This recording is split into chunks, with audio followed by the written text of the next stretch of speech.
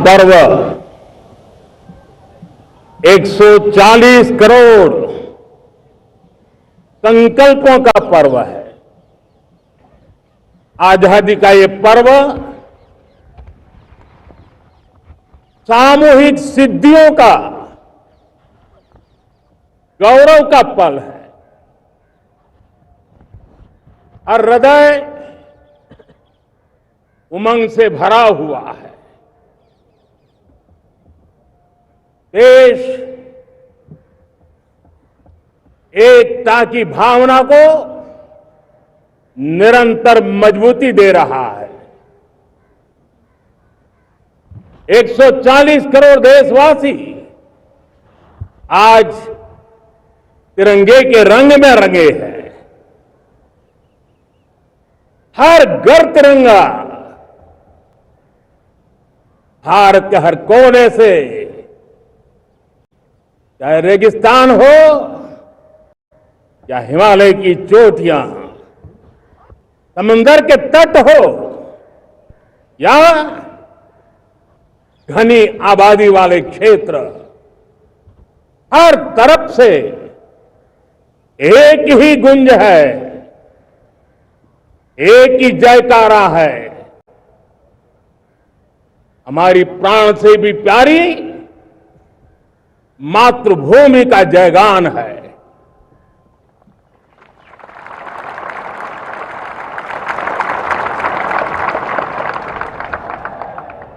मेरे प्यारे देशवासियों, सन 47 में अनंत संभावनाओं के साथ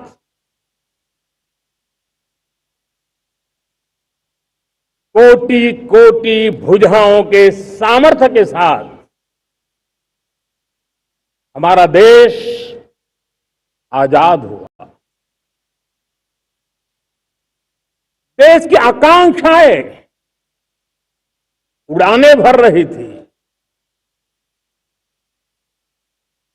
लेकिन चुनौतियां उससे भी कुछ ज्यादा थी। पूज्य बापू के सिद्धांतों पर चलते हुए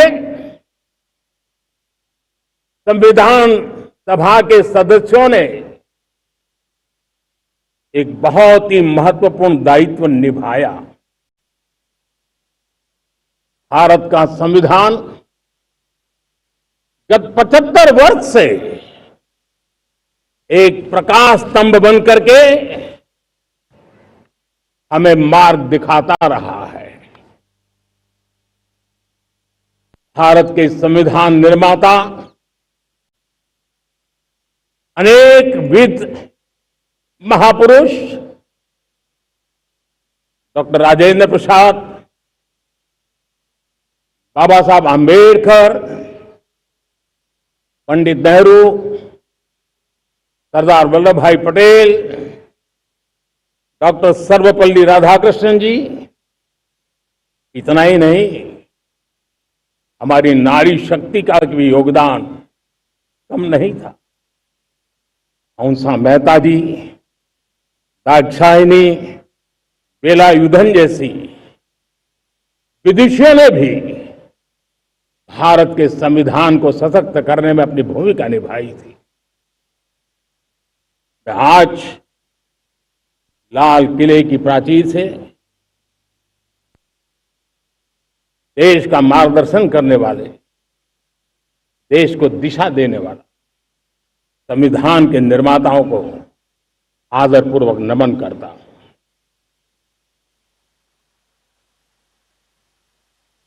मेरे प्यारे देशवासियों, हम आज डॉक्टर श्यामा प्रसाद मुखर्जी की 125वीं जयंती भी मना रहे हैं। डॉक्टर श्यामा प्रसाद मुखर्जी भारत के संविधान के लिए बलिदान देने वाले देश के पहले महापुरुष थे। संविधान के लिए बलिदान, धारा 370 की दीवार गिराकर एक देश एक संविधान के मंत्र को जब हमने साकार किया तो हमने डॉक्टर श्यामा प्रसाद मुखर्जी को सच्ची श्रद्धांजलि दी। लाल किले पर आज कई विशेष महानुभाव उपस्थित हैं। दूर सुदूर गांव के पंचायतों के सदस्य हैं, ड्रोन दीदी के प्रतिनिधि हैं, लखपति दीदी की प्रतिनिधि हैं, खेल जगत से जुड़े लोग हैं, राष्ट्र जीवन में कुछ न कुछ देने वाले यहां महानुभाव उपस्थित हैं। एक प्रकार से यहां मेरी आंखों के सामने मैं लघु भारत के दर्शन कर रहा हूं और टेक्नोलॉजी के माध्यम से विशाल भारत के साथ भी आज लाल किला जुड़ा हुआ है। मैं आजादी के महापर्व पर देशवासियों का, विश्व भर में फैलाए हुए भारत प्रेमियों का, हमारे मित्रों का हृदय से बहुत बहुत अभिनंदन करता हूं। साथियों, प्रकृति हम सब की परीक्षा ले रही है। पिछले कुछ दिनों में प्राकृतिक आपदाएं, भूस्खलन, बादलों का फटना, न जाने कितनी कितनी आपदाएं हम झेल रहे हैं। पीड़ितों के साथ हमारी संवेदना है। राज्य सरकारें और केंद्र सरकार मिलकर के बचाव के काम, राहत के काम, पुनर्वसन के काम में पूरी शक्ति से जुटे हुए हैं। साथियों, आज 15 अगस्त का एक विशेष महत्व भी मैं देख रहा। मुझे बहुत गर्व हो रहा है। आज मुझे लाल किले की प्राचीर से ऑपरेशन सिंदूर के वीर जाबाजों को सैल्यूट करने का अवसर मिला है।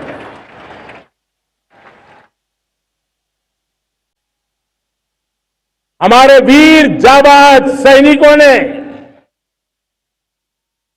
दुश्मनों को उनकी कल्पना से परे सजा दी है।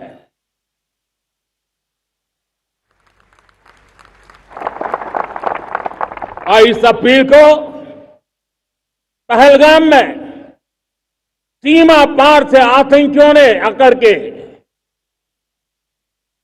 जिस प्रकार का कत्ले आम किया, धर्म पूछ करके लोगों को मारा गया, पत्नी के सामने पति को गोलियां दी, बच्चों के सामने अपने पिता को मौत के घाट उतार दिया गया।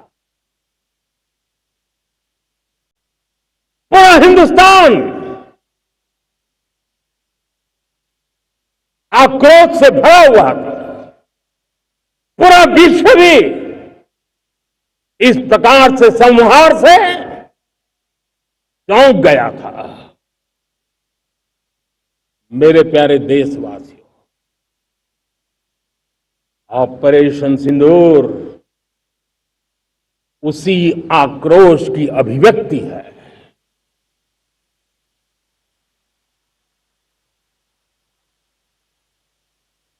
22 तारीख के बाद हमने हमारे सेना को खुली छूट दे दी। रणनीति वो तय करे, लक्ष्य वो तय करे, समय भी वो चुने, और हमारी सेना ने वो करके दिखाया जो कई दशकों तक कभी हुआ नहीं था। सैकड़ों किलोमीटर दुश्मन की धरती पर घुस करके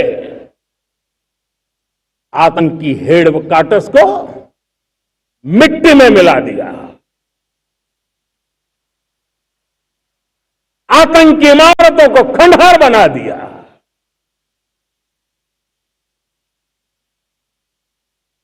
पाकिस्तान की नींद अभी भी उड़ी हुई है।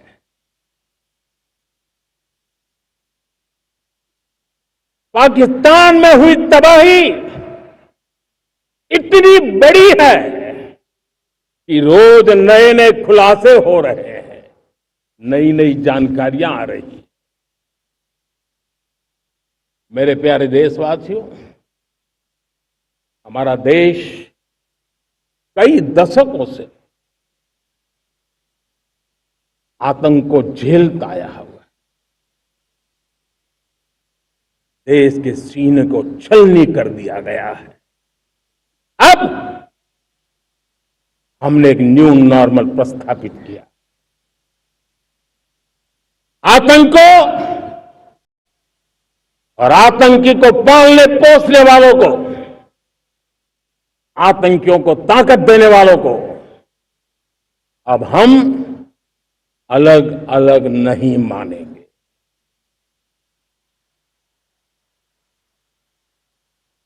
वो मानवता के समान दुश्मन है, उनके बीच कोई फर्क नहीं है। अब भारत ने तय कर लिया है कि न्यूक्लियर की धमकियों को अब हम सहने वाले नहीं हैं। न्यूक्लियर ब्लैकमेल लंबे अरसे से चलाया, अब वो ब्लैकमेल नहीं सहा जाएगा।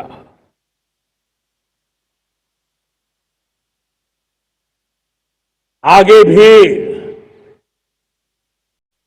अगर दुश्मनों ने ये कोशिश जारी रखी, हमारी सेना तय करेगी, सेना की शर्तों पर, सेना जो समय निर्धारित करे उस समय पर,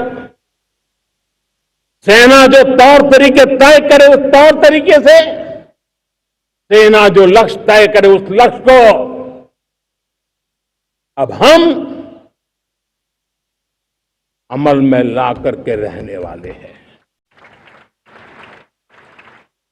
हम मुंह तोड़ जवाब देंगे। मेरे प्यारे देशवासियों,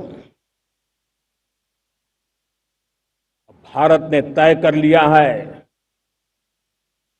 खून और पानी एक साथ नहीं बहेंगे।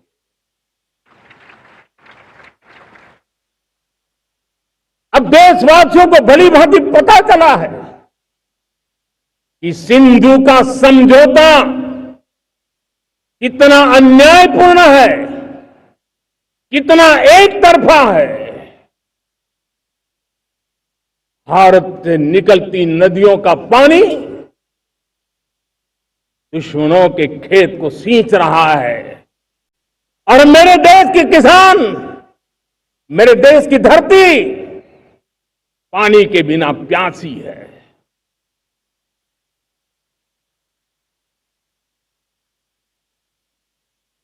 ये ऐसा समझौता था जिसने पिछले 7 दशक से मेरे देश के किसानों का अकल्पनीय नुकसान किया है।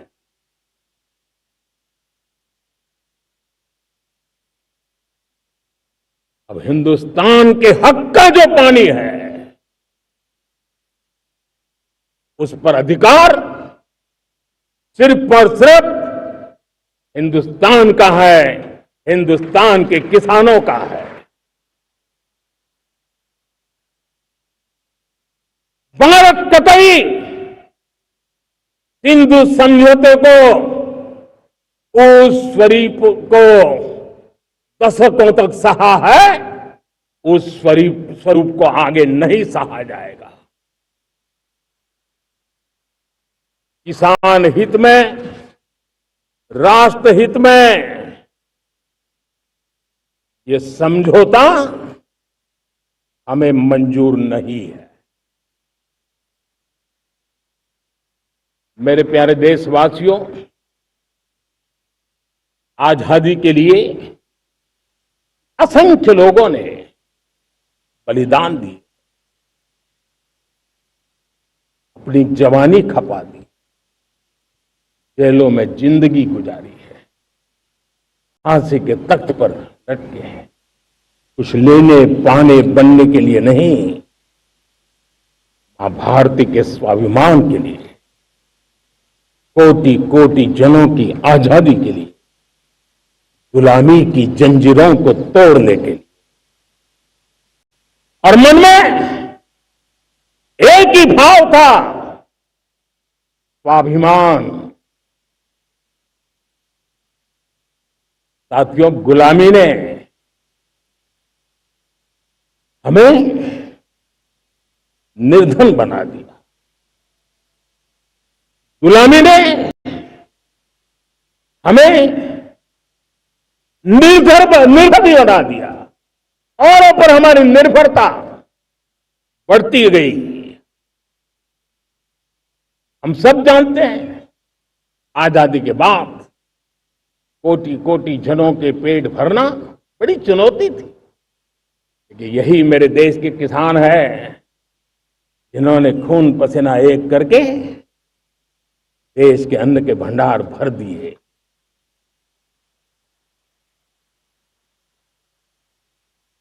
अनाज के संबंध में देश को आत्मनिर्भर बना दिया। एक राष्ट्र के लिए आत्मसम्मान की सबसे बड़ी कसौटी आज भी उसकी आत्मनिर्भरता है। और मेरे प्यारे देशवासियों, विकसित भारत का आधार भी है आत्मनिर्भर भारत।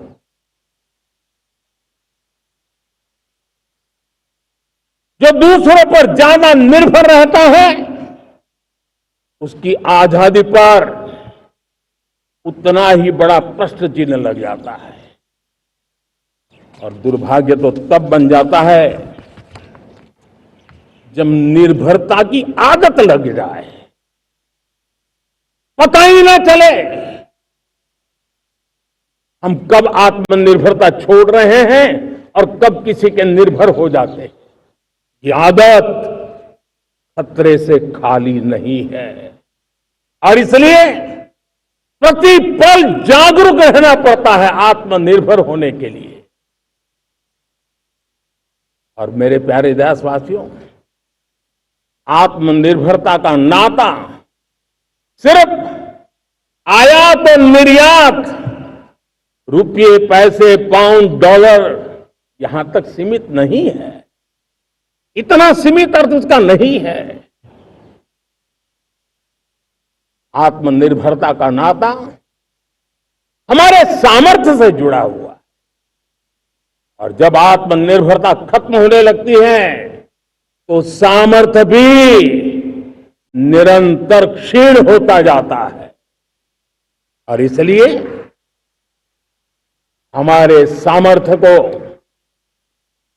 बचाए रखने, बनाए रखने और बढ़ाए रखने के लिए आत्मनिर्भर होना बहुत अनिवार्य है। साथियों, हमने ऑपरेशन सिंदूर में देखा है मेड इन इंडिया की कमाल क्या थी। दुश्मन को पता तक न चला कि कौन से शस्त्रास्त्र है, ये कौन सा सामर्थ्य है जो पलक भर में उनको नष्ट कर रहा है। सोचिए, अगर हम आत्मनिर्भर होते, न होते, तो क्या ऑपरेशन सिंदूर इतनी त्वरित गति से हम कर पाते?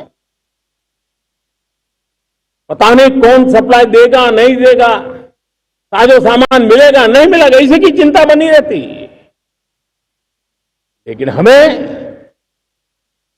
मेड इन इंडिया की शक्ति हमारे हाथ में थी, सेना के हाथ में थी, इसलिए बिना चिंता, बिना रुकावट, बिना हिचकिचाहट हमारी सेना अपना पराक्रम करती रही। और ये पिछले 10 साल से लगातार डिफेंस के क्षेत्र में आत्मनिर्भरता पर हम एक मिशन लेकर के चले हैं, उसके नतीजे आज नजर आ रहे हैं। साथियों, मैं एक और विषय पर आपका ध्यान आकर्षित करना चाहता हूं। ये बात से कोई इनकार नहीं कर सकता कि 21वीं सदी टेक्नोलॉजी ड्रिवन सेंचुरी है। और जब टेक्नोलॉजी ड्रिवन है और इतिहास की तरफ नजर करें तो पता है, इतिहास गवाह है, जिन जिन देशों ने टेक्नोलॉजी में महारत हासिल की, वो देश विकास की ऊंचाइयों को पार कर गए, शिखर पर पहुंच गए। आर्थिक शक्ति नए पैमाने पर पहुंचती गई। हम जब टेक्नोलॉजी के अलग अलग आयामों की बात करते हैं तो मैं आपका ध्यान आकर्षित करता हूं सेमीकंडक्टर्स पे। उदाहरण के तौर पे बताता हूं, मैं यहां लाल किले से किसी सरकार की आलोचना करने के लिए खड़ा नहीं हुआ और नहीं मैं करना चाहता, लेकिन देश की युवा पीढ़ी को जानकारी होना भी उतना जरूरी है। हमारे देश में 50-60 साल पहले सेमीकंडक्टर को लेकर के फाइलें शुरू हुई। 50-60 साल पहले फैक्ट्री का विचार चालू हुआ। आप मेरे नौजवानों जानकर के हैरान हो जाएंगे, आज सेमीकंडक्टर जो पूरी दुनिया की एक ताकत बन गया है, 50-60 साल पहले वो विचार, वो फाइलें अटक गई, लटक गई, अटक गई। सेमीकंडक्टर के विचार की ही भ्रूण हत्या हो गई। 50-60 साल गवा दी। हमारे बाद कई देश सेमीकंडक्टर में आज महारत हासिल करके दुनिया में अपनी ताकत को प्रस्थापित कर रहे हैं। साथियों, आज हमने उस बोझ से मुक्त होकर के मिशन मोड में सेमीकंडक्टर के काम को आगे बढ़ा है। 6 अलग अलग सेमीकंडक्टर के यूनिट्स जमीन पर उतर रहे हैं। 4 नए यूनिट्स को हमने ऑलरेडी हरी झंडी दिखा दी है, ग्रीन सिग्नल दे दिया है। और देशवासियों और मेरे खास करके नौजवानों और विश्व भर में भारत की टेक्नोलॉजी की ताकत को समझने वाले लोगों को भी कहना चाहूंगा, इसी वर्ष के अंत तक मेड इन इंडिया, भारत की बनी हुई, भारत में बनी हुई, भारत के लोगों द्वारा बनी हुई मेड इन इंडिया चिप्स बाजार में आ जाएगी।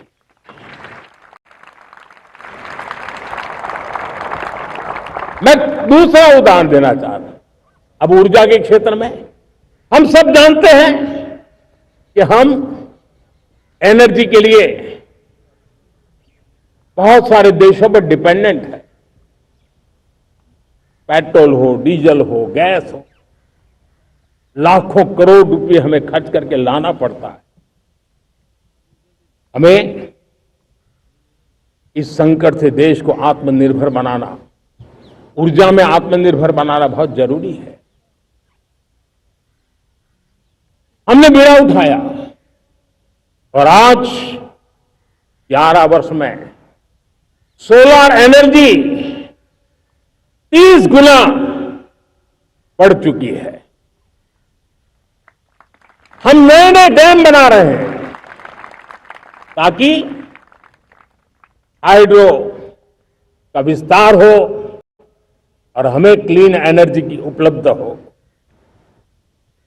भारत मिशन ग्रीन हाइड्रोजन लेकर के आज हजारों करोड़ रुपए इन्वेस्ट कर रहा है। भविष्य की ऊर्जा को ध्यान में रख करके, ऊर्जा के क्षेत्रों को ध्यान में रख करके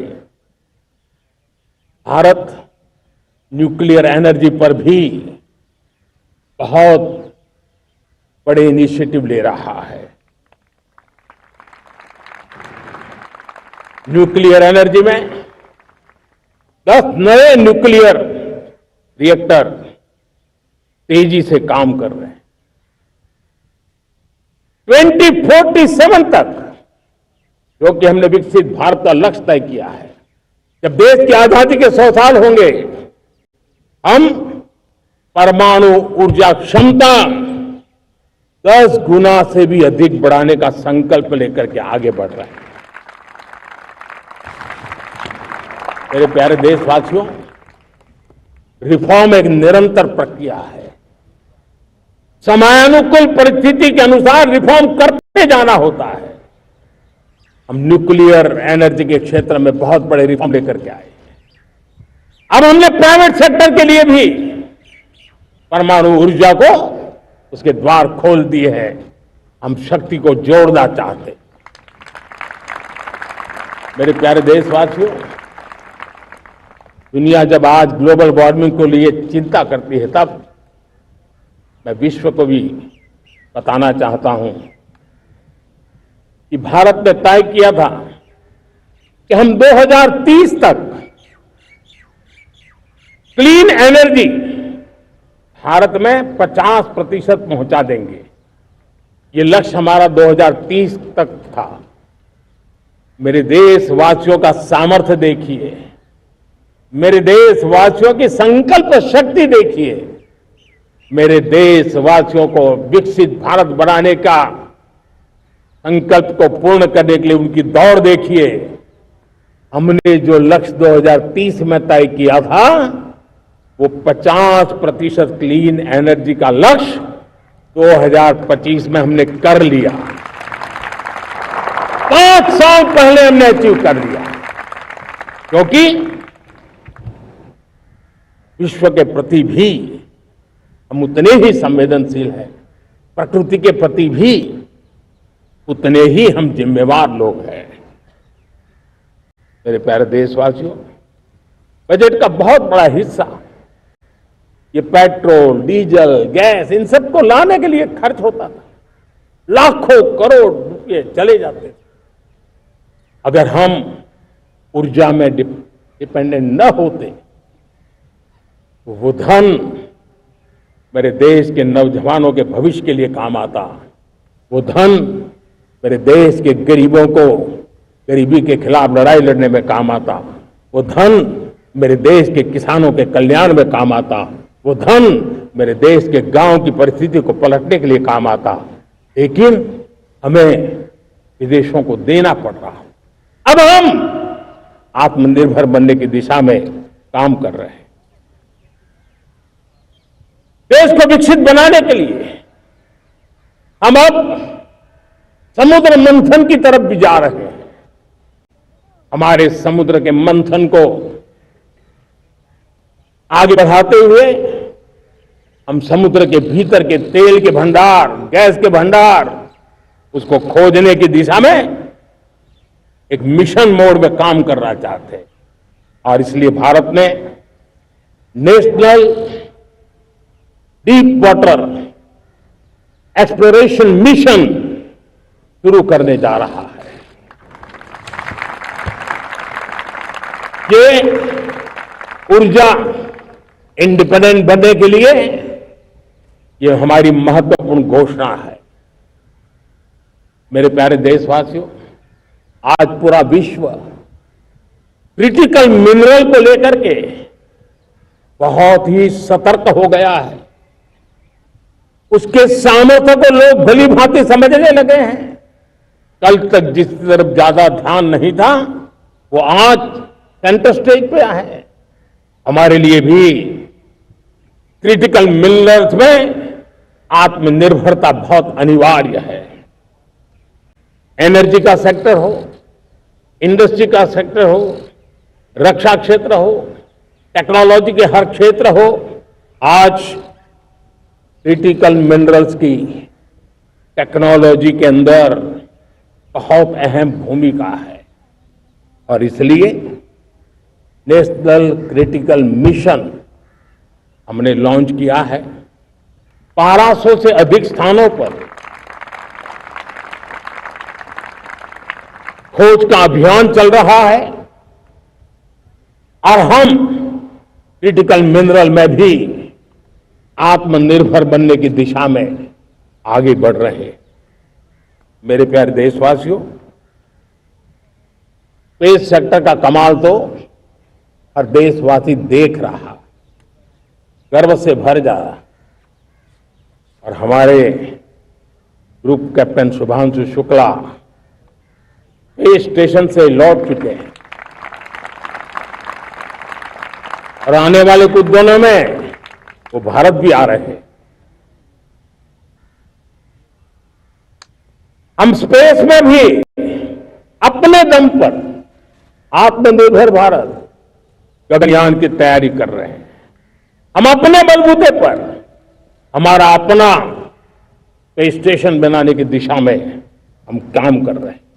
अब पिछले दिनों स्पेस में जो रिफॉर्म किए गए, मुझे बहुत गर्व हो रहा है।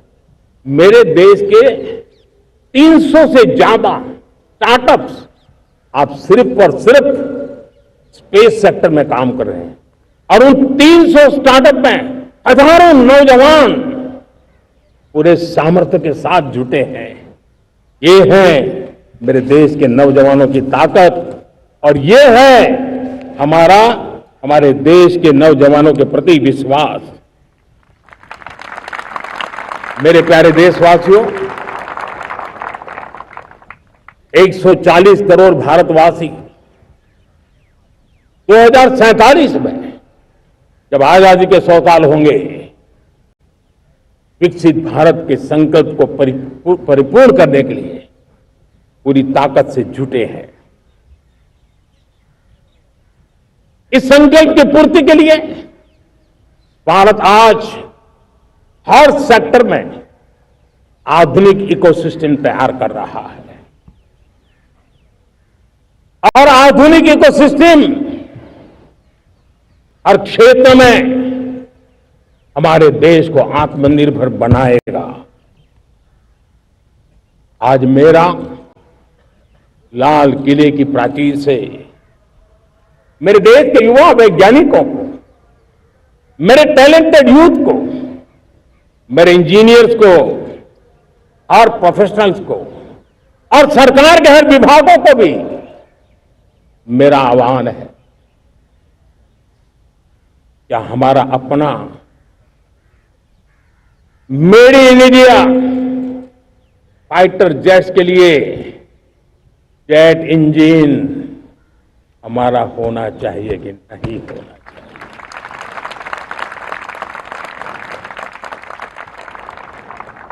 हम फार्मा ऑटोमोबाइल माने जाते हैं, वैक्सीन में हम नए नए विक्रम स्थापित करते हैं, लेकिन क्या समय की मांग नहीं है हम रिसर्च और डेवलपमेंट में और ताकत लगाएं? हमारे अपने पेटेंट हो, हमारी अपनी बनाई हुई मानव जात के कल्याण की सस्ते से सस्ती और सबसे कारगर नई नई दवाइयों की शोध हो, हर संकट में साइड इफेक्ट के बिना मानव जात के कल्याण में काम आए। बायो-3 पॉलिसी भारत सरकार ने बनाई है। मैं देश के नौजवानों को कहता हूं, आइए बायो-3 पॉलिसी का अध्ययन करके अब कदम उठाइए। देश का भाग्य बदलना है, आपका सहयोग चाहिए। मेरे प्यारे देशवासियों, आज आईटी का युग है, डेटा की ताकत है। क्या समय की मांग नहीं है? ऑपरेटिंग सिस्टम से लेकर के साइबर सुरक्षा तक डीप टेक से लेकर के आर्टिफिशियल इंटेलिजेंस तक सारी चीजें हमारी अपनी हो, इस पर हमारे ही लोगों का सामर्थ्य जुटा हुआ हो, उनकी सामर्थ्य शक्ति का विश्व को परिचय कराए। साथियों, आज दुनिया में सोशल मीडिया का हो, बाकी प्लेटफॉर्म का हो, दुनिया के प्लेटफॉर्म पर हम काम कर रहे हैं। दुनिया ने हमने दिखा दिया है यूपीआई का हमारा प्लेटफॉर्म आज दुनिया को अजोबा कर रहा है। हमारे में सामर्थ्य है। रियल टाइम ट्रांजैक्शन में 50% अकेला भारत यूपीआई के माध्यम से करता है। इसका मतलब कि ताकत है। क्रिएटिव वर्ल्ड हो, सोशल मीडिया हो, ये जितने भी प्लेटफॉर्म्स हैं, मेरे देश के नौजवानों में चुनौती करता हूं आपको, आइए हमारे अपने प्लेटफॉर्म क्यों ना हो, हम क्यों दूसरों पर निर्भर रहे, क्यों भारत का धन बाहर जाए। और मुझे आपके सामर्थ्य पर भरोसा है। मेरे प्यारे देशवासी, जैसे ऊर्जा के क्षेत्र में हम डिपेंडेंट हैं, वैसा ही जैसा दुर्भाग्य है कि फर्टिलाइजर, उसमें भी हमें दुनिया पर निर्भर रहना पड़ता है। मेरे देश के किसान भी फर्टिलाइजर का सही उपयोग कर करके धरती माता की सेवा कर सकते हैं। अनाप शनाप उपयोग से भी धरती मां को बहुत नुकसान पहुंचा रहे हैं। लेकिन साथ साथ मैं देश के नौजवानों को कहना चाहता हूं, देश के उद्योग जगत को कहना चाहता हूं, देश के प्राइवेट सेक्टर को कहना चाहता हूं, आइए हम फर्टिलाइजर के भंडार भर दें, हम नए नए तौर तरीके खोजें और भारत की आवश्यकता के अनुसार हम अपना फर्टिलाइजर तैयार करें। हम औरों पर निर्भर न रहे। साथियों, आने वाला युग ईवी का है। अब ईवी बैटरी क्या हम नहीं बनाएंगे? हम निर्भर रहेंगे?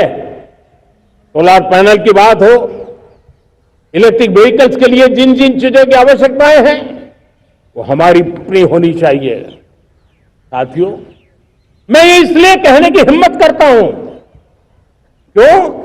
क्योंकि मुझे देश के नौजवानों के सामर्थ्य पर भरोसा है।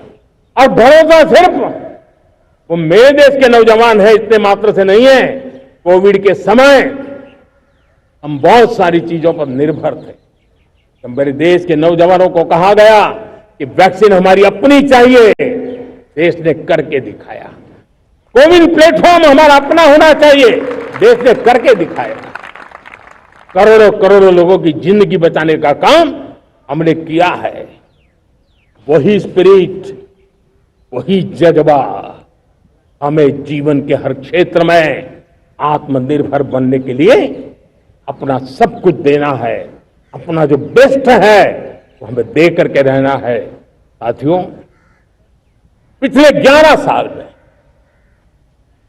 एंटरप्रेन्योरशिप, उद्यमशीलता को बहुत बड़ी ताकत मिली। आज लाखों स्टार्टअप्स टियर 2, टियर 3 सिटी में देश की अर्थशक्ति को, देश के इनोवेशन को ताकत दे रहे हैं। उसी प्रकार से मुद्रा योजना से हमारे देश के करोड़ों नौजवान, उसमें भी हमारी बेटियां, करोड़ों करोड़ों लोग मुद्रा से लोन लेकर के अपना खुद का कारोबार कर रहे हैं। खुद तो अपने पैरों पर खड़े हुए हैं, लेकिन औरों को भी पैरों पर खड़े रहने की ताकत देते हैं। वे भी एक प्रकार से हर व्यक्ति को आत्मनिर्भर बनाने का अवसर दे रही है। मेरे साथियों, विमेन सेल्फ हेल्प ग्रुप किसी का ध्यान नहीं था। पिछले 10 साल में विमेन सेल्फ हेल्प ग्रुप में कमाल करके दिखाया। आज उनके प्रोडक्ट दुनिया के बाजार में जाने लगे हैं। लाखों करोड़ों का कारोबार हमारे विमेन सेल्फ हेल्प ग्रुप करते। मैंने एक बार मन की बात में खिलौने की बात कही थी। हम करोड़ों करोड़ रुपए में खिलौने विदेश से लाते थे। मैंने ऐसे ही मन की बात में कहा, करे मेरे देश के नौजवानों, ऐसा भी करें इन्हें क्या, किलो भी बाहर जाएंगे। और आज मैं गर्व से कहता हूं कि मेरा देश खिलौने एक्सपोर्ट करने लग गया है। यानी देश के सामर्थ्य को हर प्रकार के अवसर मिले, हर रुकावटों से मुक्ति मिले, उसको सर्वाधिक करने के लिए प्रेरित किया जाए, देश कर सकता है। मैं देश के युवाओं से कहता हूं, आइए आप इनोवेटिव आइडियाज लेकर के, आपके आइडियाज को मरने मत देना दोस्तों। आज का आपका आइडिया हो सकता है आने वाली पीढ़ी का भविष्य बना सकता है। मैं आपके साथ खड़ा हूं, मैं आपके लिए काम करने के लिए तैयार हूं, आपका साथी बनकर काम करने तैयार हूं। अब आइए, हिम्मत जुटाइए, इनिशिएटिव लीजिए। जो युवा मैन्युफैक्चरिंग के बारे में सोचते हैं, आइए आगे बढ़िए। सरकार के नियमों में बदलाव करना है, मुझे बताइए। अब देश रुकना नहीं चाहता है, 2047 दूर नहीं है, एक एक पल की कीमत है और हम एक भी पल गंवाना नहीं चाहते दोस्तों।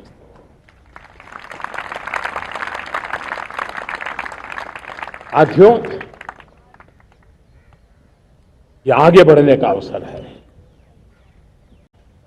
बड़े सपने देखने का अवसर है, संकल्प के लिए समर्पित होने का अवसर है। जब सरकार आपके साथ है और मैं स्वयं आपके साथ हूं, तब हम नया इतिहास बना सकते हैं। साथियों, आज नेशनल मैन्युफैक्चरिंग मिशन पर बहुत तेजी से काम हो रहा है। हमारे एमएसएमई उसका लोहा दुनिया मानती है। ये दुनिया में बड़ी बड़ी चीजें बनती है ना, कुछ न कुछ तो औजार हमारे देश के एमएसएमई के द्वारा जाते हैं, बड़े गर्व के साथ जाते हैं। लेकिन हम कॉम्प्रिहेंसिव इंटीग्रेटेड विकास की राह पर जाना चाहते हैं और इसलिए उनकी शक्ति बढ़े। और उसमें भी मैंने पहले एक बार लाल किले से कहा था, जीरो डिफेक्ट जीरो इफेक्ट। आज कहना चाहता हूं कि हमें विश्व बाजार में अपने सामर्थ्य का लोहा मनवाना है, तो हमें क्वालिटी में निरंतर नई ऊंचाइयों को पार करना। दुनिया क्वालिटी को स्वीकार करती है, हमारी गुणवत्ता सबसे ज्यादा हो और सरकार के भी प्रयास हो, रॉ मटेरियल की उपलब्धि हो, हमारी प्रोडक्शन की कॉस्ट कैसे कम हो, हम उसमें दम रह गए। और साथियों, हम सभी जो उत्पादन के क्षेत्र में लगे हैं, उन सबका मंत्र होना चाहिए, दाम कम लेकिन दम ज्यादा। हमारी हर प्रोडक्ट का दम ज्यादा हो लेकिन दाम कम हो, इस भाव को लेकर के हमें आगे बढ़ना है। मेरे प्यारे देशवासियों, आजादी के लिए अनगिनत लोगों ने बलिदान दिए हैं। मैंने पहले भी कहा, जमानी खपा दी, फांसी पे लटक गए। क्यों? स्वतंत्र भारत के लिए 75-100 साल पहले का वो कालखंड याद कीजिए। पूरा देश स्वतंत्र भारत के मंत्र को लेकर के जीता था। आज समय की मांग है, स्वतंत्र भारत का मंत्र लेकर के जीने वालों ने हमें स्वतंत्र भारत दिया। आज 140 करोड़ देशवासियों का एक ही मंत्र होना चाहिए, समृद्ध भारत। अगर कोटि कोटि लोगों के बलिदान से स्वतंत्र भारत हो सकता है, तो कोटि कोटि लोगों के संकल्प से, पुरुषार्थ से, आत्मनिर्भर बनने से, वोकल फॉर लोकल की बात करने से, स्वदेशी का मंत्र को जापने से समृद्ध भारत भी बन सकता है। वो पीढ़ी स्वतंत्र भारत के लिए खप गई थी, ये पीढ़ी समृद्ध भारत के लिए नए कदम उठाए, यही समय की मांग है। और इसलिए मैं आज बार बार आग्रह करता हूं और मैं देश के सभी इन्फ्लुएंसर्स को कहना चाहता हूं, इस मंत्र को आगे बढ़ाने में मेरी मदद कीजिए। मैं सभी राजनीतिक दलों को, राजनेताओं को सबसे कहता हूं कि आइए, ये किसी राजनीतिक दल का एजेंडा नहीं है, भारत हम सबका है। हम मिलकर के वोकल फॉर लोकल उस मंत्र को हर नागरिक के जीवन का मंत्र बनाएं। भारत में बनी हुई, भारत के नागरिकों के पसीने से बनी हुई वो चीजें जिसमें भारत की मिट्टी की महक हो और जो भारत के आत्मनिर्भर के संकल्प को ताकत देता हो, हम उसी को खरीदेंगे, हम उसी का उपयोग करेंगे, हम उस दिशा में आगे आए। यह हमारा सामूहिक संकल्प हो। देखते ही देखते हम दुनिया बदल देंगे दोस्तों। मैं आज हर छोटे मोटे व्यापारी को, दुकानदार से आग्रह करना चाहता हूं, आपकी भी जिम्मेवारी है। हम छोटे थे, हमने कभी बाजार में देखा नहीं था कि शुद्ध घी की दुकान, ऐसे ही लिखा जाता था घी की दुकान, लेकिन समय रहते लोग लिखने लगे शुद्ध घी की दुकान। मैं चाहता हूं देश में ऐसे व्यापारी आगे आए, ऐसे दुकानदार आए कि हाँ स्वदेशी माल बिकता है, वो बोर्ड लगा रहे हैं।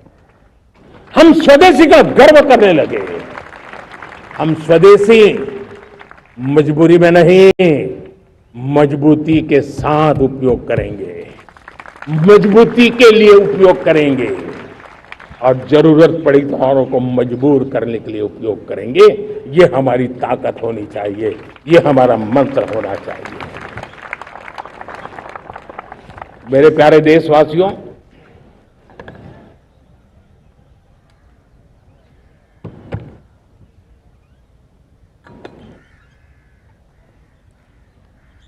मुझे बहुत लंबे समय से सरकार में काम करने का अवसर मिला है। मैंने कई सारे उतार चढ़ाव देखे हैं, सरकारों की मुसीबतों से भी मैं परिचित हूं, व्यवस्थाओं की मर्यादाओं से भी परिचित हूं, लेकिन उसके बावजूद भी हमारी जिम्मेवारी है कि हम किसी की लकीर को छोटी करने में अपनी ताकत बर्बाद न करें। मैं बड़े अनुभव से कहता हूं, किसी दूसरे की लकीर छोटी करने के लिए अपनी ऊर्जा हमें नहीं खपानी है। हमें पूरी ऊर्जा के साथ हमारी लकीर को लंबा करना है।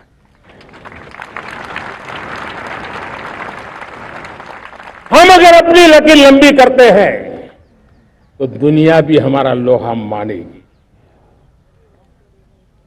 आज जब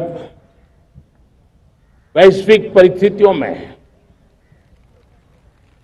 आर्थिक स्वार्थ दिनों दिन बढ़ रहा है, तब समय की मांग है कि हम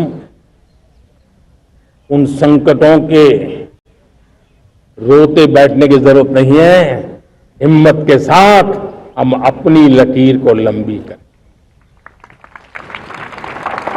और मैं 25 साल के शासन के अनुभव से कह सकता हूं, अगर ये रास्ता हमने चुन लिया, हर किसी ने चुन लिया, तो फिर कोई स्वार्थ हमें अपनी चंगुल में नहीं फंसा सकता है। मेरे प्यारे देशवासियों, बीता दशक रिफॉर्म, परफॉर्म, ट्रांसफॉर्म कर रहा है, लेकिन अब हमें और नई ताकत से जुड़ना है।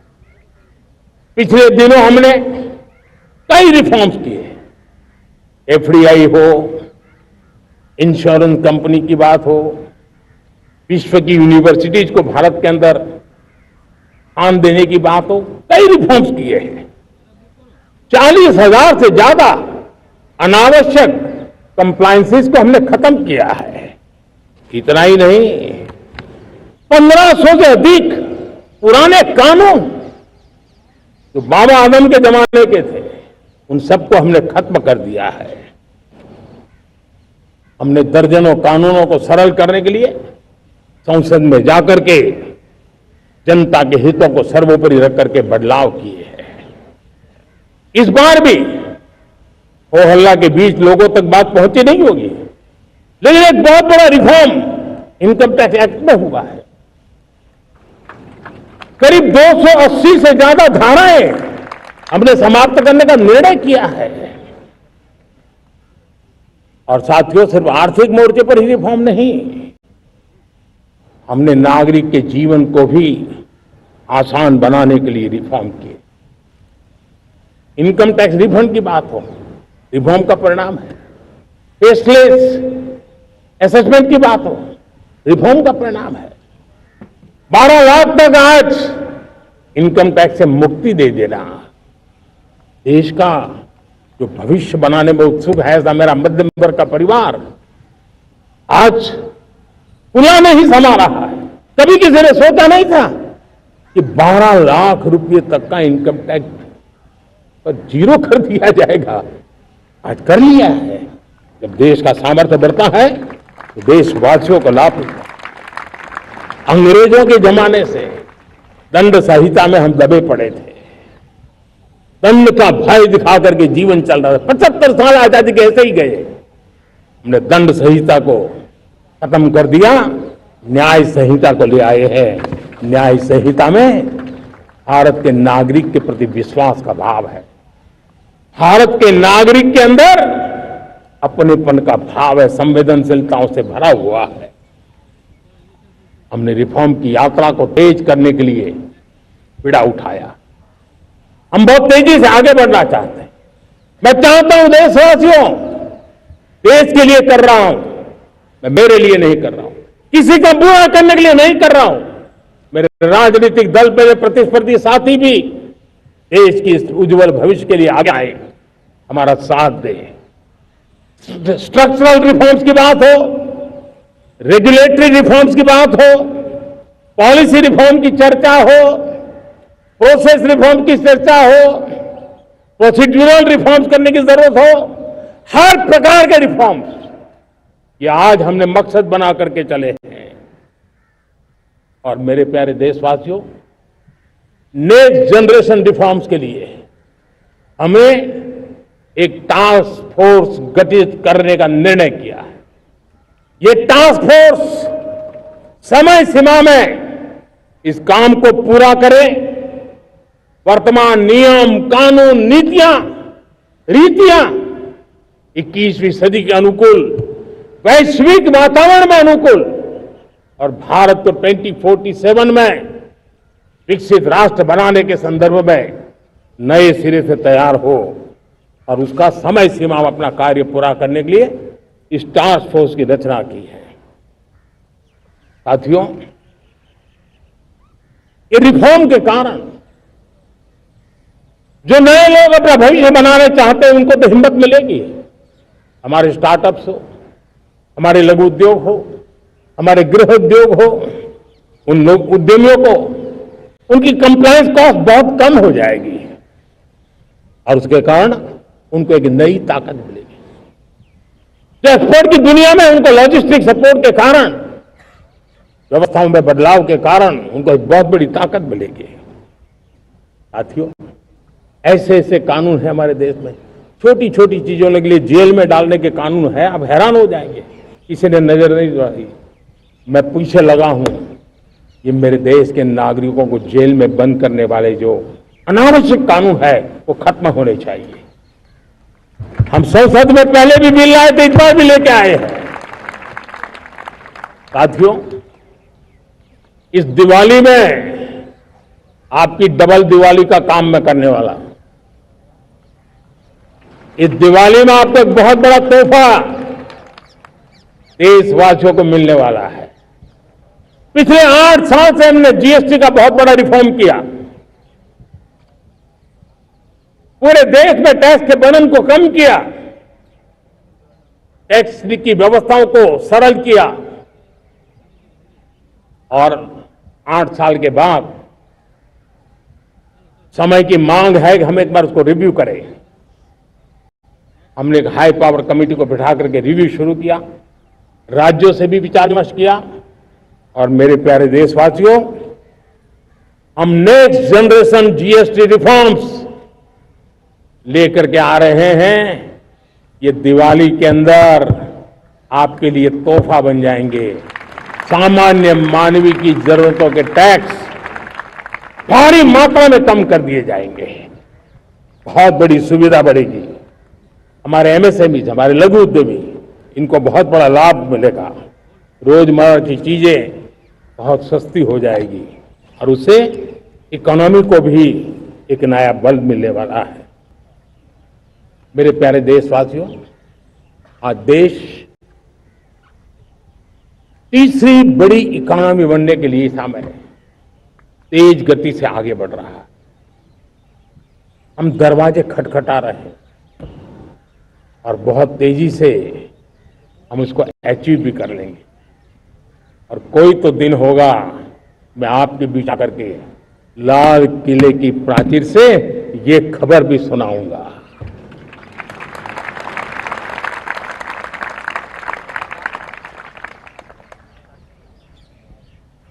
आज भारत की अर्थव्यवस्था और आर्थिक स्थिति को लेकर पूरी दुनिया आश्वस्त है।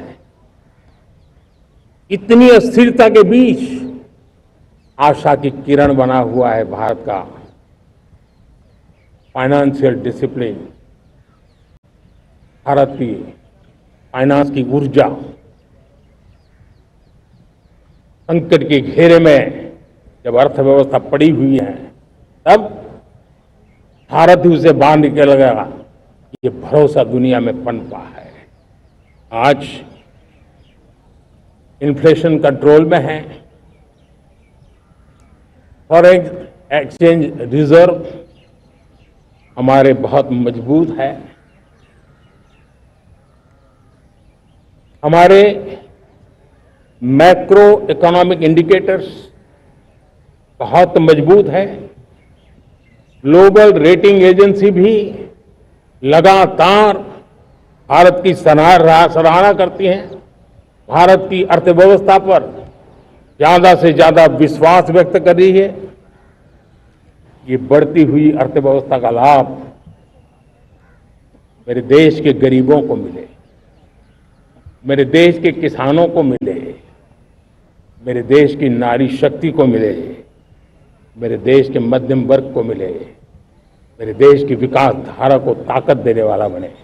उस दिशा में हम नए नए प्रयास करें। आज युवाओं के लिए नए नए सेक्टर में हमारे नौजवानों के लिए अवसर बन रहे हैं।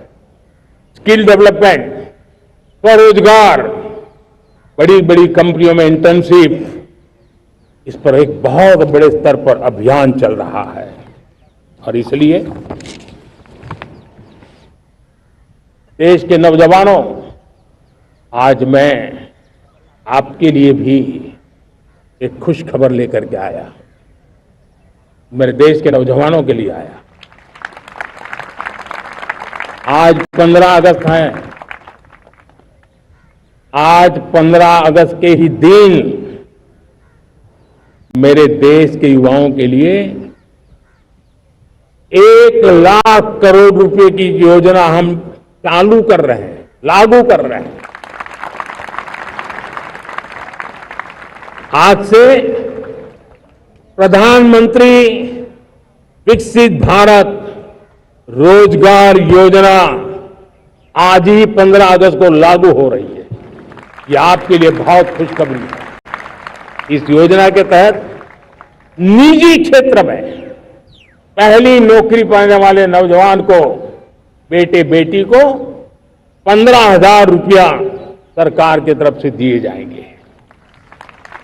कंपनियों को भी नए रोजगार देने के अवसर जो भी ज्यादा जुटाएगा उनको भी प्रोत्साहन राशि दी जाएगी। प्रधानमंत्री विकसित भारत रोजगार योजना करीब करीब 3.5 करोड़ नौजवानों को रोजगार के नए अवसर बनाएगी। मैं सभी नौजवानों को इसके लिए बहुत बहुत बधाई देता हूं। मेरे प्यारे देशवासियों, आज भारत में नारी शक्ति का लोहा हर कोई मानने लगा।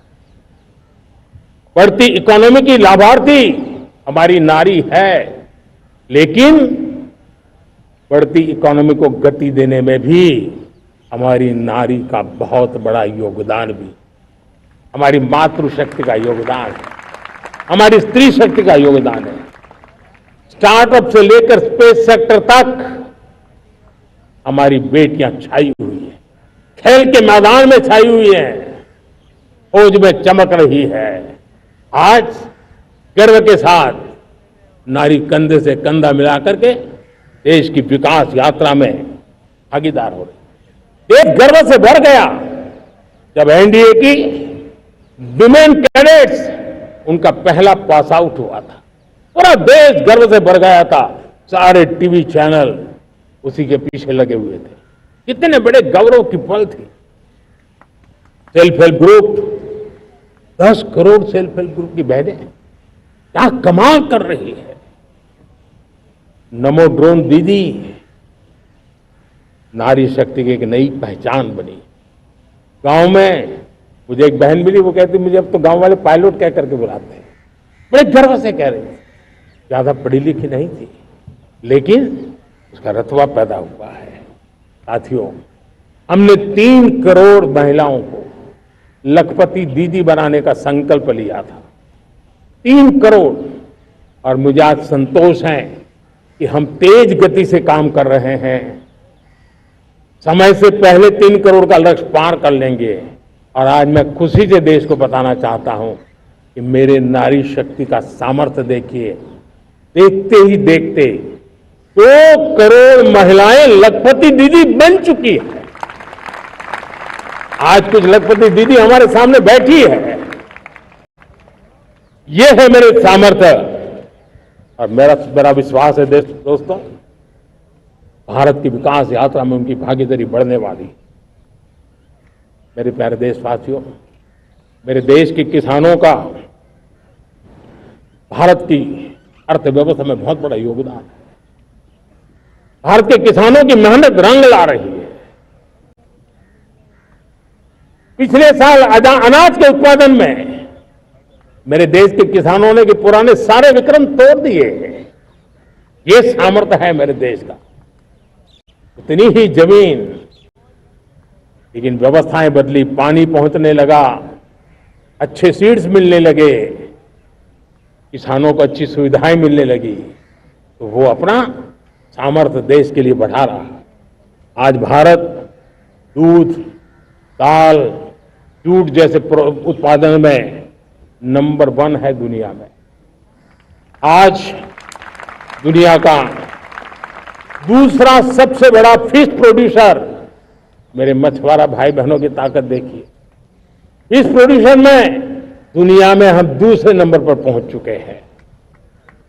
आज भारत चावल, गेहूं, फल और सब्जी के उत्पादन में भी दुनिया में दूसरे नंबर पर पहुंच चुका है।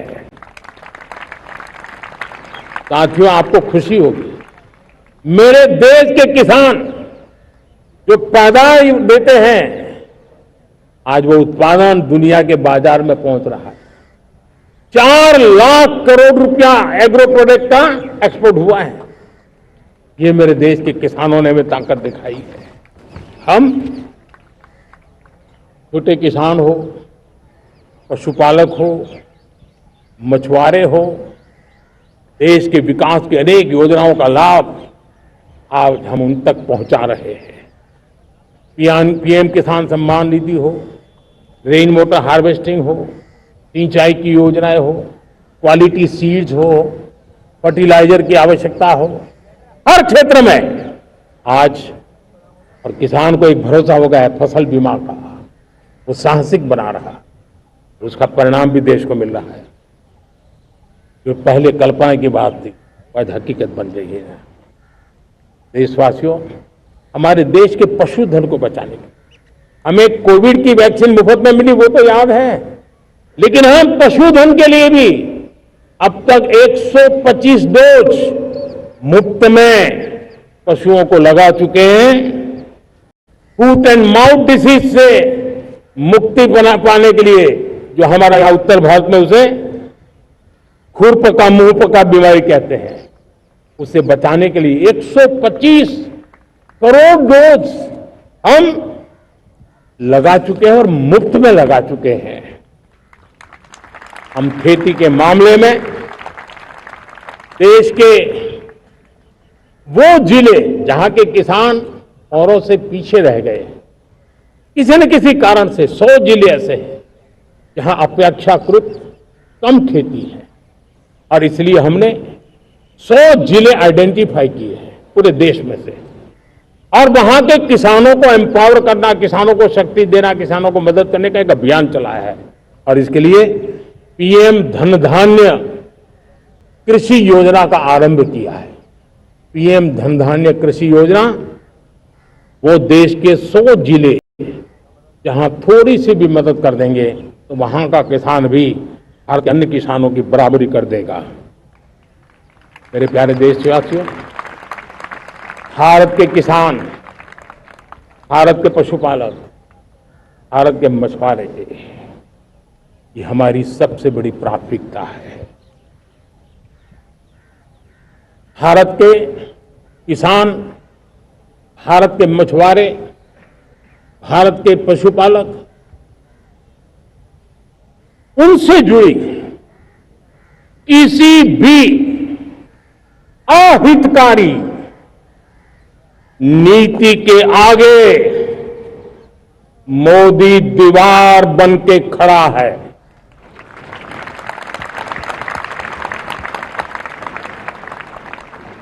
भारत अपने किसानों, अपने पशुपालकों, अपने मछुआरों के संबंध में कभी भी कोई समझौता नहीं स्वीकार करेगा।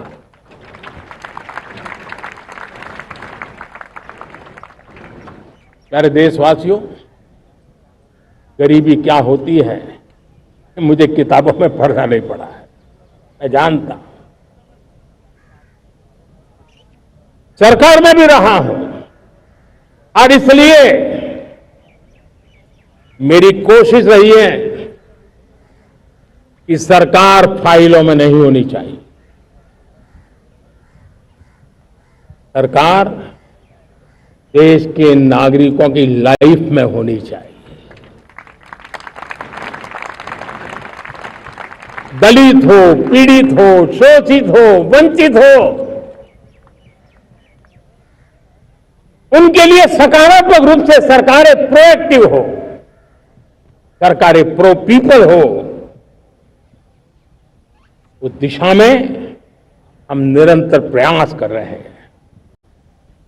समाज के हर जरूरत व्यक्ति के लिए, कुछ लोगों को लगता है कि सरकार की योजनाएं पहले भी आती, जी नहीं, हम सरकार की योजनाओं को जमीन पर उतार रहे हैं, सैचुरेशन पर बल देते हैं, और सामाजिक न्याय का अगर कोई सच्चा एजुकेशन है तो सैचुरेशन में है, जिसमें कोई हकदार छूटे नहीं, हकदार के घर तक सरकार जाए और उसे अपना हक की चीजें मिले, उसके लिए हम काम कर रहे हैं। जनधन अकाउंट जो खोले गए ना, वो सिर्फ बैंक का अकाउंट था ऐसा नहीं है, उसे एक स्वाभिमान मिला था कि बैंक के दरवाजे मेरे लिए भी खुलते हैं, मैं भी बैंक के दरवाजे में जाकर के टेबल पे हाथ रख करके बात कर सकता हूं। यह विश्वास हमने जगाया है।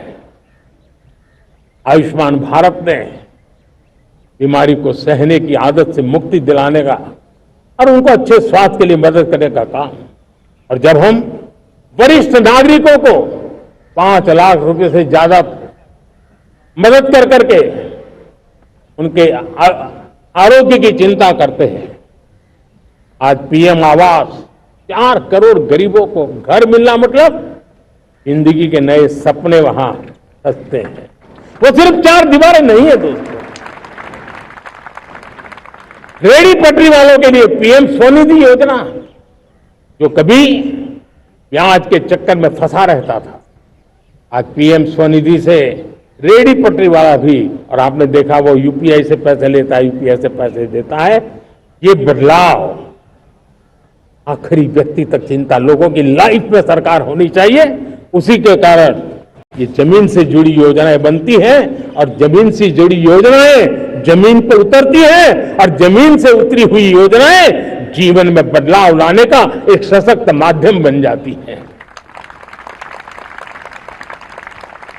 एक समय था गरीब हो, पीड़ित हो, आदिवासी हो, वंचित हो, दिव्यांग हो, हमारी विधवा माताएं बहनें हो, अपने हक के लिए दर दर भटकते रहते थे। सरकारी दफ्तरों में चक्कर लगाते लगाते जिंदगी पूरी हो जाती। आज सरकार आपके दरवाजे पर आती है, सैचुरेशन के अप्रोच को लेकर के आती है। करोड़ों लाभार्थियों को सरकारी योजनाओं का लाभ मिल रहा है। डायरेक्ट बेनिफिट ट्रांसफर एक बहुत बड़ा क्रांतिकारी काम हुआ है। साथियों, गरीबी हटाओ के नारे देश ने बहुत सुने हैं, लाल किले से भी सुने, और देश सुन सुनकर थक गया था और देश ने मान लिया था कि गरीबी हट नहीं सकती है।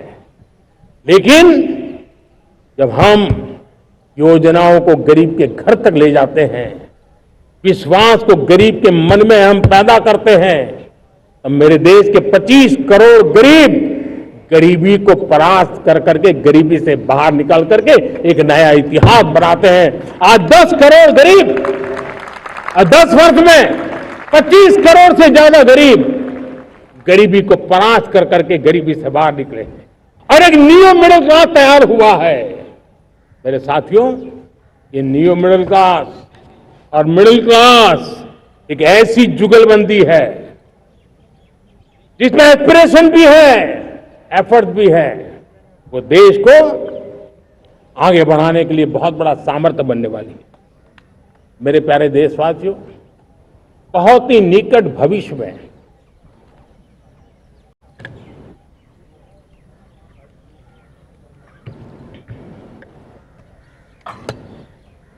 मेरे प्यारे देशवासियों, बहुत ही निकट भविष्य में महान समाज सुधारक महात्मा ज्योतिबा फुले जी की 200वीं जयंती आ रही है। हम उस जयंती के समारोह शुरू करने जा रहे हैं और महात्मा ज्योतिबा फुले के सिद्धांत, उन्होंने जो मंत्र दिए, उसमें हमारे लिए प्रेरणा है। पिछड़े को प्राथमिकता, पिछड़े को प्राथमिकता देते हुए हम परिवर्तन की ऊंचाइयों को प्राप्त करना चाहते हैं। हम इसके लिए परिश्रम की पराकाष्ठा करना चाहते हैं। हम पारदर्शी नीतियों के द्वारा पिछड़ों को प्राथमिकता, ये हम धरती पर उतारना चाहते हैं, हर पिछड़े के जीवन में उतारना चाहते हैं। साथियों, रेहड़ी पटरी वालों के लिए स्वनिधि योजना हो या हमारे हुनर वाले, हाथ से काम करने वाले विश्वकर्मा योजना की बात हो, आदिवासी में भी जो पिछड़े रह गए हैं उनके लिए पीएम जनमन की योजना की बात हो, हमारे पूर्वी भारत को विकास में पूरे देश के अंदर बराबरी में लाना और उनको नेतृत्व देने की दिशा में काम हो। हम सिर्फ समाज पिछड़े हो उनकी चिंता तक अटकने वाले नहीं है। जो क्षेत्र पिछड़े हैं उनको भी हम प्राथमिकता देना चाहते हैं। जो जिले पिछड़े रहे हैं हम उनको प्राथमिकता देना चाहते हैं। जो ब्लॉक पिछड़े रहे हैं उनको प्राथमिकता देना चाहते हैं। हमने 100 एस्पिरेशनल डिस्ट्रिक्ट, 500 एस्पिरेशनल ब्लॉक, उसी मिशन में काम किया है। हमने पूर्वी भारत के विकास के लिए हजारों करोड़ रुपए के इंफ्रास्ट्रक्चर के प्रोजेक्ट को बल दिया है। हमने पूर्वी भारत के जीवन को बदल करके देश की विकास यात्रा में भागीदार बनने का। मेरे प्यारे देशवासियों, जीवन हर क्षेत्र में विकास होना चाहिए।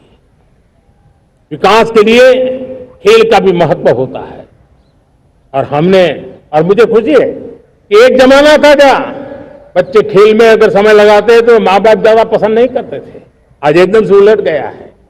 अगर बच्चे खेलकूद में आगे आते हैं, रुचि लेते हैं, तो माँ बाप गर्व से भर जाते हैं। मैं इसे एक शुभ संकेत मानता हूं।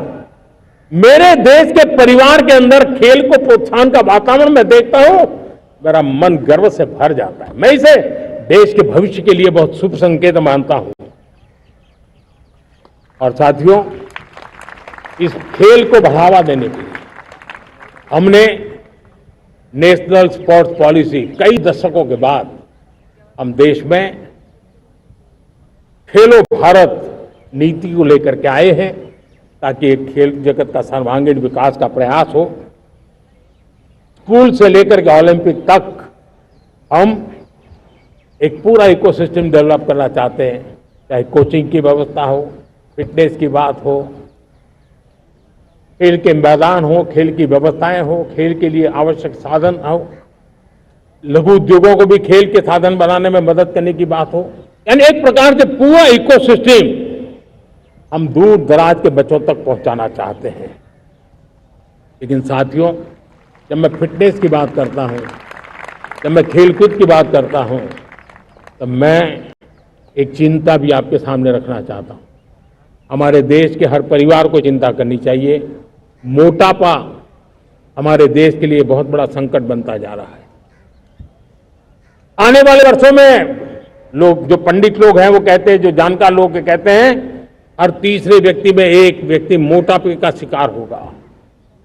हमें मोटापे से बचना है, ओबेसिटी से बचना है।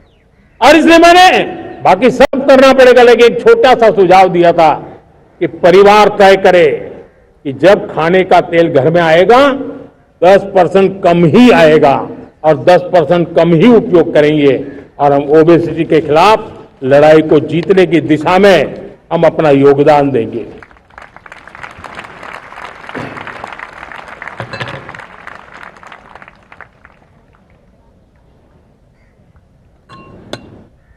मेरे प्यारे देशवासियों, हमारा देश भाग्यवान है। हजारों साल की विरासत के हम धनी हैं, और वो हमें निरंतर ऊर्जा मिलती है, प्रेरणा मिलती है, त्याग और तपस्या की राह मिलती है। आज गुरु तेग बहादुर, यह वर्ष गुरु तेग बहादुर जी का 350वां शहीदी वर्ष है। देश की संस्कृति की रक्षा, भारत के मूल्यों की रक्षा के लिए उन्होंने अपना सब कुछ न्योछावर कर दिया। मैं आज उनको नमन करता हूं। साथियों, हमारी संस्कृति की ताकत हमारी विविधता है।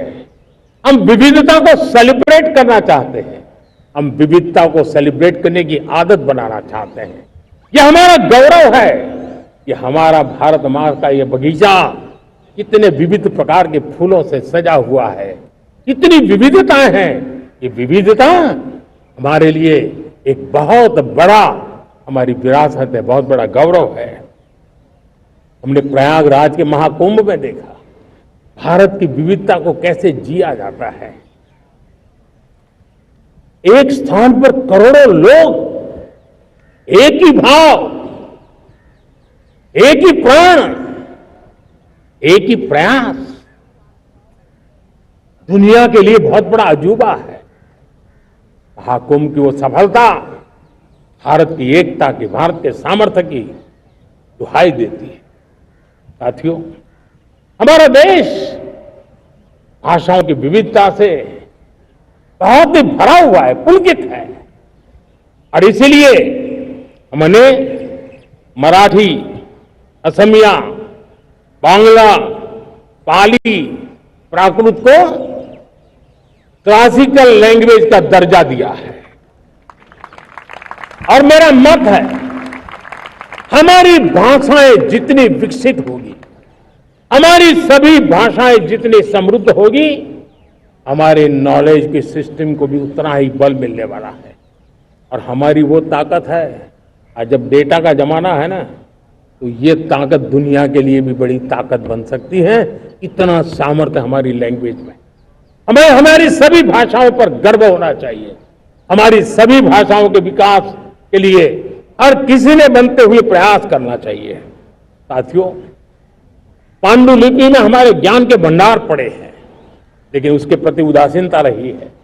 इस बार हमने ज्ञान भारतम योजना के तहत देश भर में जहां भी हस्तलिखित ग्रंथ है, जहां पांडुलिपियां हैं, सदियों पुराने जो दस्तावेज हैं, उनको खोज खोज करके आज की टेक्नोलॉजी का उपयोग करते हुए उस ज्ञान की समृद्धि को आने वाली पीढ़ियों के लिए काम आए, उस दिशा में काम कर रहे हैं। मेरे प्यारे देशवासियों, हमारा स्पष्ट मत है, यह देश सिर्फ सरकारें नहीं बनाती है, ये देश राज सत्ता पर विराजमान लोग ही नहीं बनाते हैं, ये देश शासन की धुरा संभालने वाले नहीं बनाते हैं। ये देश बनता है कोटि कोटि जनों के पुरुषार्थ से, ऋषियों के, मुनियों से, वैज्ञानिकों के, शिक्षकों के, किसानों के, जवानों के, सेना के, मजदूरों के, हर किसी के प्रयास से देश बनता है। हर किसी का योगदान होता है, व्यक्ति का भी होता है, संस्थाओं का भी होता है। आज मैं बहुत गर्व के साथ एक बात का जिक्र करना चाहता हूं। आज से 100 साल पहले एक संगठन का जन्म हुआ, राष्ट्रीय स्वयंसेवक संघ। 100 साल की राष्ट्र की सेवा एक बहुत ही गौरवपूर्ण स्वर्णिम पृष्ठ है। व्यक्ति निर्माण से राष्ट्र निर्माण के संकल्प को लेकर के 100 साल तक मां भारती का कल्याण का लक्ष्य लेकर के लक्षावधि स्वयंसेवकों ने मातृभूमि के कल्याण के लिए अपना जीवन समर्पित किया है। सेवा, समर्पण, संगठन और अप्रतिम अनुशासन, ये जिसकी पहचान रही है, ऐसा राष्ट्रीय स्वयंसेवक संघ दुनिया का ये सबसे बड़ा एनजीओ है। एक प्रकार से 100 साल का उसका समर्पण का इतिहास है।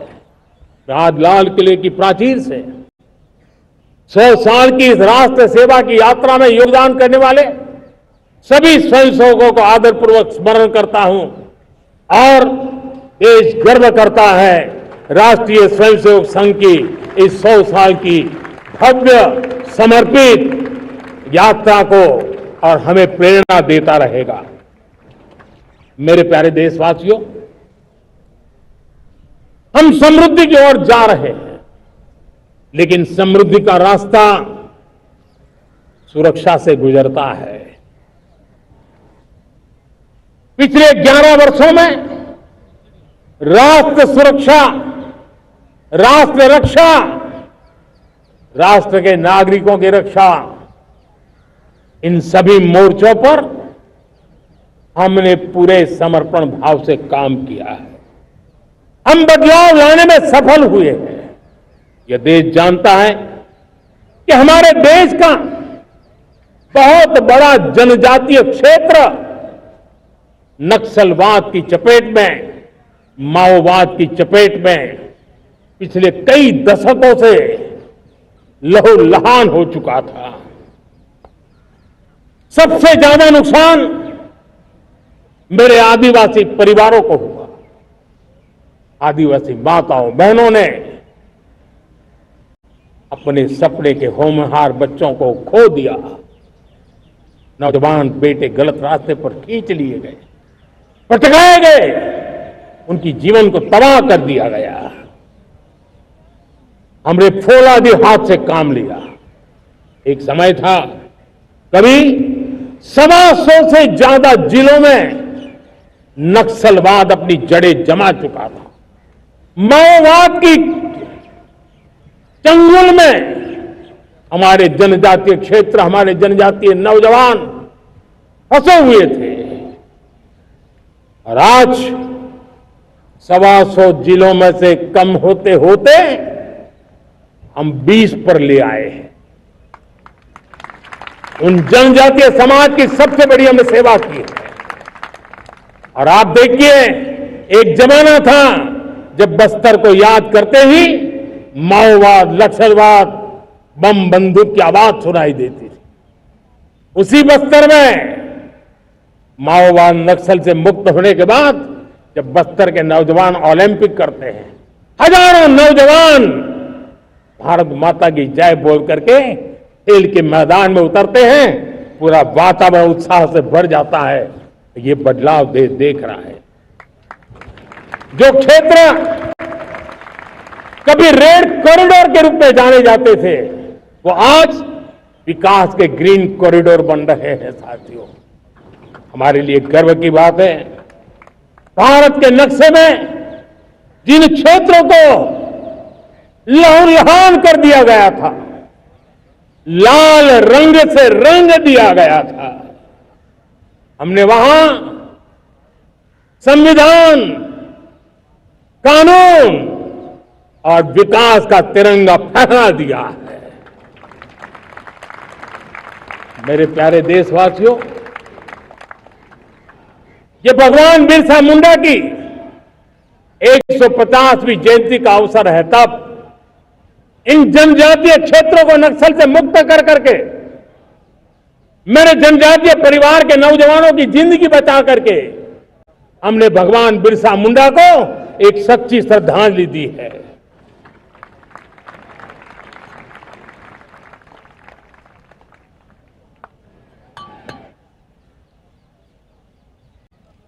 मेरे प्यारे देशवासियों, मैं आज देश के सामने एक चिंता, एक चुनौती के संबंध में आगाह करना चाहता हूं। षड्यंत्र के तहत, सोची समझी साजिश के तहत देश की डेमोग्राफी को बदला जा रहा है। एक नए संकट के बीज बोए जा रहे हैं। और ये घुसपैठिए मेरे देश के नौजवानों की रोजी रोटी छीन रहे हैं। एक घुसपैठिए मेरे देश की बहन बेटियों को निशाना बना रहे हैं। ये बर्दाश्त नहीं होगा। ये घुसपैठिए भोले भाले आदिवासियों को भ्रमित करके उनकी जमीनों पर कब्जा कर रहे हैं। ये देश सहन नहीं करेगा। और इसलिए मेरे प्यारे देशवासियों, जब डेमोग्राफी परिवर्तन होता है, सीमावर्ती क्षेत्रों में डेमोग्राफी में परिवर्तन होता है, तब राष्ट्रीय सुरक्षा के लिए संकट पैदा होता है।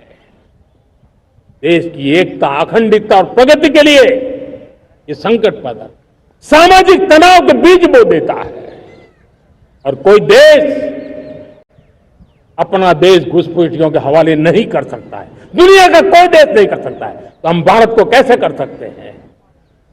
हमारे पूर्वजों ने त्याग और बलिदान से आजादी पाई है, हमें स्वतंत्र भारत दिया है। उन महापुरुषों के प्रति हमारा कर्तव्य है कि हम हमारे देश में ऐसी हरकतों को स्वीकार न करें। उनकी सच्ची श्रद्धांजलि होगी। और इसलिए मैं आज लाल किले की प्राचीर से कहना चाहता हूं, हमने एक हाई पावर्ड डेमोग्राफी मिशन शुरू करने का निर्णय किया है।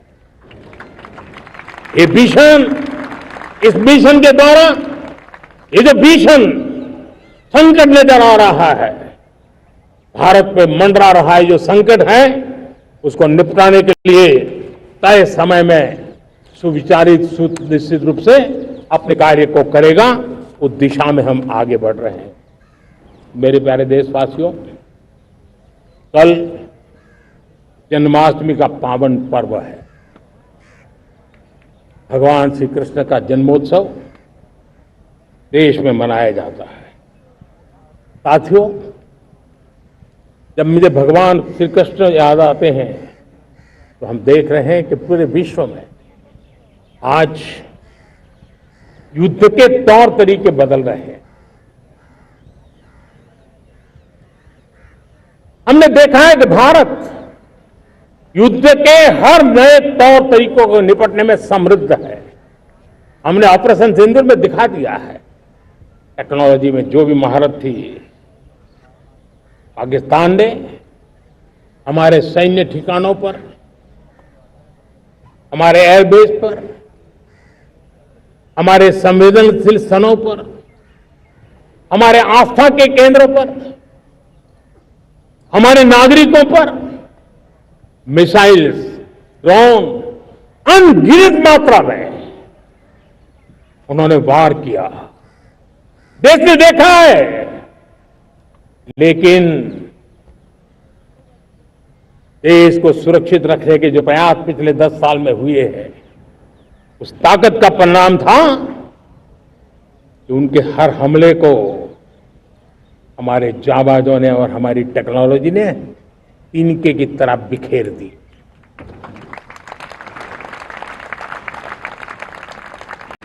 रत्ती भर नुकसान नहीं कर पाए। और इसलिए जब युद्ध के मैदान में टेक्नोलॉजी का विस्तार हो रहा है, टेक्नोलॉजी हावी हो रही है, तब राष्ट्र की रक्षा के लिए, देश के नागरिकों की सुरक्षा के लिए हमें भी, हमने जो आज महारत पाई है, वो महारत का और विस्तार करने की जरूरत है।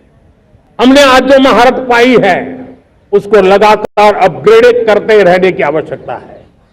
और इसलिए साथियों, मैंने एक संकल्प लिया है, मुझे आपके आशीर्वाद चाहिए, कोटि कोटि देशवासियों के आशीर्वाद चाहिए, क्योंकि समृद्धि कितनी ही क्यों न हो, अगर सुरक्षा के प्रति उदासीनता बरतते हैं तो समृद्धि भी किसी काम की नहीं रहती। और इसलिए सुरक्षा का महत्व बहुत बड़ा है। और इसलिए मैं आज लाल किले की प्राचीर से कह रहा हूं, आने वाले 10 साल में 2035 तक राष्ट्र के सभी महत्वपूर्ण स्थलों, जिनमें सामरिक के साथ साथ सिविलियन क्षेत्र भी शामिल है, जैसे अस्पताल हो, रेलवे हो, जो भी आस्था के केंद्र हो, उन्हें टेक्नोलॉजी के नए प्लेटफॉर्म द्वारा पूरी तरह सुरक्षा का कवच दिया जाएगा। ये सुरक्षा का कवच लगातार विस्तार होता जाए, देश का हर नागरिक सुरक्षित महसूस करे। किसी भी प्रकार की टेक्नोलॉजी हम पर वार करने आ जाए, हमारी टेक्नोलॉजी उससे बेहतर सिद्ध हो। और इसलिए आने वाले 10 साल 2035 तक मैं ये राष्ट्रीय सुरक्षा कवच का विस्तार करना चाहता हूं, मजबूती देना चाहता हूं, आधुनिक बनाना चाहता हूं। और इसलिए भगवान श्री कृष्ण से प्रेरणा पाकर के हमने श्री कृष्ण का जो सुदर्शन चक्र था, उस सुदर्शन चक्र की राह को चुना है। आप में से बहुत लोगों को याद होगा, जब महाभारत की लड़ाई चल रही थी, श्री कृष्ण ने अपने सुदर्शन चक्र से सूर्य के प्रकाश को रोक दिया था और दिन में ही अंधेरा कर दिया था। सूर्य प्रकाश को सुदर्शन चक्र से रोक दिया था। और तब अर्जुन ने जो शपथ ली थी जयद्रथ का वध करने की, उस प्रतिज्ञा को अर्जुन पूर्ण कर पाए थे। वो सुदर्शन चक्र के पराक्रम और रणनीति का परिणाम था। अब देश सुदर्शन चक्र मिशन लॉन्च करेगा।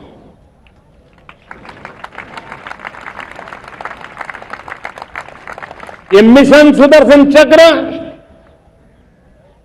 एक पावरफुल वेपन सिस्टम दुश्मन के हमले को न्यूट्रलाइज तो करेगा ही करेगा, लेकिन कई गुना ज्यादा दुश्मन पर हिट बैक करेगा।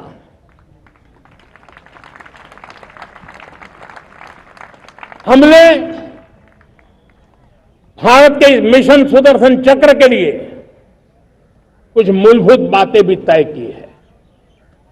आने वाले 10 सालों में हम उसको प्रखरता से आगे बढ़ाना चाहते हैं।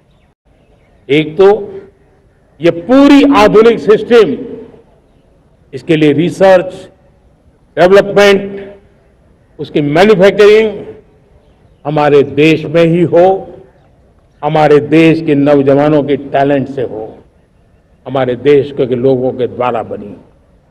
दूसरा, एक ऐसी व्यवस्था होगी जो वॉरफेयर के हिसाब से भविष्य में क्या क्या संभावनाएं हैं उसका हिसाब किताब लगा करके +1 की स्ट्रेटेजी वर्कआउट करेगी।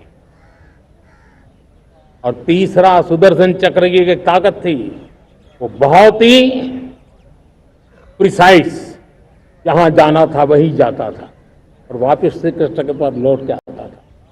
हम इस सुदर्शन चक्र के द्वारा भी टारगेटेड प्रिसाइज एक्शन के लिए भी व्यवस्था को विकसित करने की दिशा में आगे बढ़ेंगे।